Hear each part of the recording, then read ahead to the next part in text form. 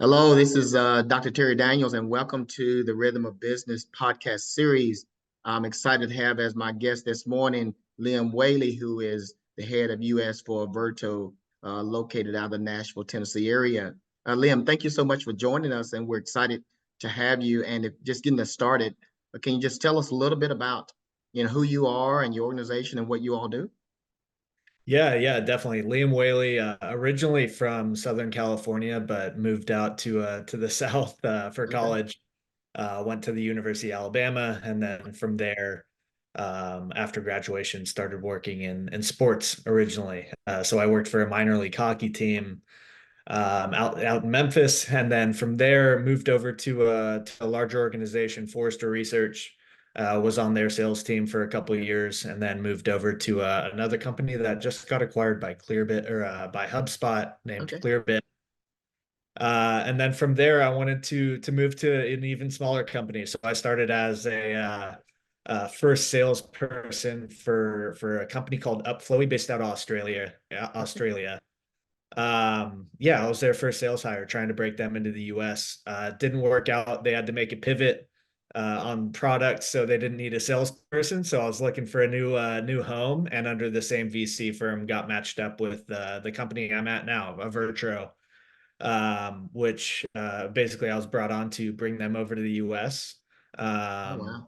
and help them build out the US customer base. So they're in cybersecurity, which is a hot topic, Yes, especially it in is. Nashville right now. But yeah, it's been a fun ride so far. Outside of Avertro, I have a couple businesses of my own. But yeah, that's kind of what I'm doing right now. So Liam, can you talk about what inspires you to press the gas, press forward to keep looking for those greater opportunities, even with your current company, Avertro, and even your other opportunities that you may enjoy doing? What inspires you to keep on pressing the gas? Yeah. I enjoy making an impact. So while I was at some of the Mm, larger companies, like Forrester, for instance, is a 2,000 person company. Um, you're one salesperson in that yeah, 2,000 person company. You're not you're yeah, just a yeah. kind of a number on a spreadsheet at that point. So I didn't necessarily it was a good start. And I value my time at Forrester, not saying it's bad Mm, or anything. It just wasn't a great fit for me in terms of what I wanted to do, and just being able to have more impact with companies that are of a smaller scale, just starting yeah. out. And that's kind of what drives me is just having an impact at the place I'm currently working at or trying to build myself. Wow. Well, I mean, I think that's always admirable when there are things out there that need to, be improved, can be better always. And how do I have that impact? How do I find that rhythm to have that impact and keep having impact? So as you think about even with your current role and your own other businesses, what are some of those misconceptions that someone might have as they look at new opportunity, new venture? What are some of those Sure. misconceptions about being successful in business? Yeah. I'll start off with my virtual role. Just because a company has customers in other parts of the world doesn't mean that Mm, it's going to work out here, and it's going to be really hard. You're going to be kind of thrown yeah. into the fire. Like again, I'm heading sales and marketing, and I'm kind of the only one doing it right now as we build out the customer base. So it's a lot of work. Mm, A lot of work, a lot of rejection, a lot of wow. playing around with different strategies, messaging, stuff like that. It's not an easy ride. Are you Um, one of the few in this space in the US trying to bring it over here? How do you balance all of that? yeah. So it's me, essentially. So I'm sales, marketing, partnerships, however we can get new customers, I'm kind of doing that. Okay. So it's a lot of time, and it really comes down to it's sales, right? You're just kind of reaching out, seeing what the customer's looking for, kind of getting feedback on the product, and then kind of going from there from a kind of the US marketplace, just figuring out what's going to work over here. Is it going to be the same as Australia? Is it going to be different? And kind of working backwards from there. Oh wow. So as you take on this load, as you share, taking on this load, right? How do you find balance if a leader or an entrepreneur is out there trying to take on these loads and take on these challenges? How do you find balance? And they call it work-life balance or life-life balance, whatever you want to call it. How do you Yeah. how do you find that balance? Yeah, so I'm addicted to kind of doing things and trying to fix things. So it's I know. this is fun for me to Yeah. actually do this job. Outside of this, I have my other business named Concessionally, which is that one is based out in Nashville, and it's me and a tech partner. So that one's been fun. It's all golf course based, and kind of we're in some baseball stadiums too.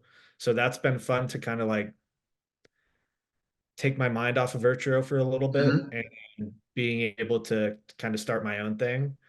Um, and then I have a couple other investments, stuff like that in terms of properties. So it's a lot of work in trying to Yeah, like yeah, balance those things. But yeah, outside of that, um, having a hobby, yeah. not letting it take over your life, being okay with failure Hmm. and not letting that completely ruin your day because that Yeah. is entrepreneurship and sales and it sucks sometimes. Yeah. It does, and you can't let that ruin your day. So having Yeah. hobbies outside of this like that's huge too. But I think the other thing you said, Liam, was that there's a passion. You enjoy a lot of things that you do, and you enjoy putting yourself out there. So sometimes it's not really work if it's a passion. And Right. so it looks like I don't have balance, but I'm enjoying what I'm doing. So I think that's true for anyone that gets into entrepreneurship. Make is it a passion or not? So when you think about the growth with your current role, or well, your own businesses, uh, while you have that passion, Liam, and we all do, sometimes you have to bring other people into the fold, other people on the team, other people. How do you manage that as the business evolves? How do you manage the people part of it, the changes that happen? How do you manage through all of that?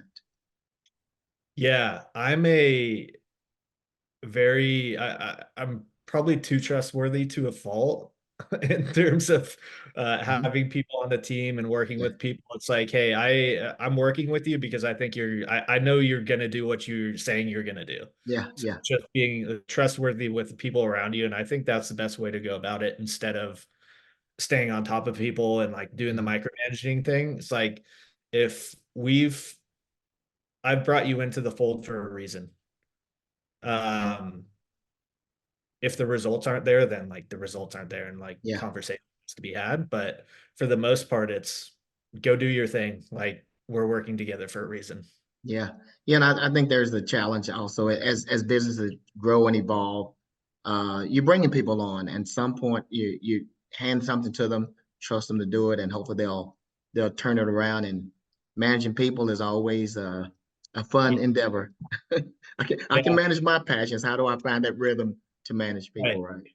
Right. Uh, And I think that goes into another kind of topic of no one's gonna love your business like you do. And yes.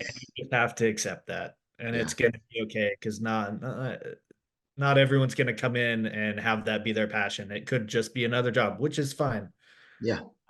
But no one's gonna love your business as much as you do. Definitely agree there. So where do you see the future for your own personal business and Avertro? What's the future look like, and how do you plan to get there?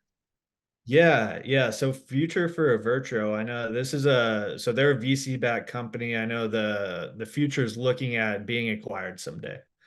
So that's Avertro's kind of future of let's build out the team, let's get to a Mhm. certain revenue point, let's sell it.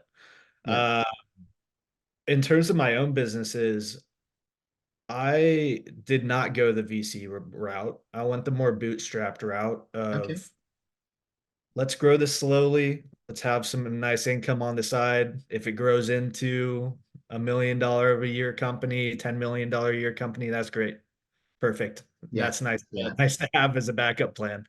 Uh, but that's where uh, I don't want it to not become not a passion on that side of the Hmm. business. Yeah. And I've seen founders get burnt out. I've seen founders kind of start to hate the business as they start to scale it. And that's the last thing I want to happen Yeah. for the business I'm working on the side, just because it's completely sports based. I grew up playing sports. I love Hmm. sports. Um, and the last thing I want to do is start to resent what I love. Yeah. So, so that one I'm taking a more gradual route of like, let's do this slowly, let's do it right, let's not just pump a bunch of money into it. It's more that one's very much relationship based in terms of growing that business. Yeah, and I think the bootstrap route, again, just doing what you love is a rhythm. Again, I use that word a lot, Liam. It's a rhythm, and finding that rhythm at the pace that's works for you is the right way to do it every time, all the time, and Right. it's right there. Yeah, I don't have any VCs crawling down my back on that one. That's not always bad. Right, Uh, right. They do come with money, but yeah, yeah, yeah. So yeah, so take Liam back to the space where he's got this paper and pencil in front of him. He's got a napkin in front of him. He's got these dreams. Last question. What advice do you give to that entrepreneur, that person that's sitting on that couch that's got this dream? What advice do you give them to that can encourage them to take that leap forward? What would you say to them? yeah. I'd say two things. The first thing is find a commit. So, like for my example, I used the Entrepreneur Center in Nashville. Hmm. That's where I was like, hey, I got an idea, but I don't really know what to do with it. So that's kind of where I got my start in their pre-flight program of like, hey, this is kind of like what you should do, and just like it made me commit more to the Hmm. actual the idea. Second would be just reach out to people. The you'll get feedback right away because people love to help folks that are just starting out. So just like even if it's just in the idea phase, just reach out to whoever you're trying to sell to, say, hey, I'm looking for feedback. And 9 times out of 10, people are happy to give some sort of feedback. They might Yeah. not buy, but they'll at least tell you if it's an idea they're willing to look at or if they're just not interested. One thing about it is to that point, Liam, there's a lot of people out there that's willing to help. There's a lot of people that's done something before or have decided to do something. Just ask. I mean, there's people that will let you pick their brain. Yeah. Uh, Yeah. And so even if you have a business that has like Avertro, we have like 20 customers or something like that. Um, I can still ask for feedback from the US market, and it's still receptive for a company that's kind of has some traction, but is still growing. So it's mm, like it doesn't necessarily have to be that first idea either. Once you like continue to grow the yeah. business, the best feedback you can get is from the potential customer. And how are you going to get that? You have to reach out. Well, I think your breadth of experiences, Liam, with working in a what organization as well as having a passion and desire for the entrepreneurial mindset. Again, that's invaluable. The combination of both of those, I mean, is invaluable to not only you but anyone that's listening is asking, how do I get started? Where's the energy come from? Where's the passion? And I mean, you have certainly shared some wisdom, and the combination of all that you've done is just amazing. And there's no doubt, there's no doubt you got something that's going to push you in forward further. Yeah, yeah, I appreciate it too. Yeah, it just goes back to just starting, just Yeah, asking people. yeah, It's simple to start. It's hard to keep going. absolutely, absolutely. Well, Liam, thank you so much for joining us this interview. And this is Liam Whaley, who is head of US for Avertro, as well as an own entrepreneur in his own right with other desires and businesses for himself. So he's been our guest this morning. We're so excited to have him with us. To the viewers, thank you for listening. We hope you come back and listen to another interview in the future. So thank you so much.